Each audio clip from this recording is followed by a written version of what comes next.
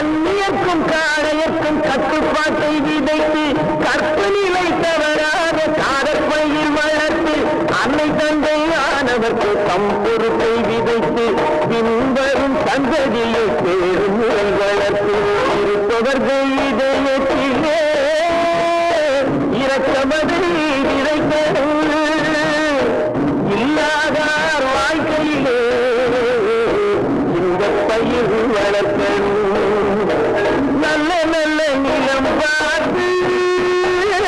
நாமும் விதை விதைக்கணும் நாட்டு மக்கள் மனங்களிலே நாடயத்தை வளர்க்கணும்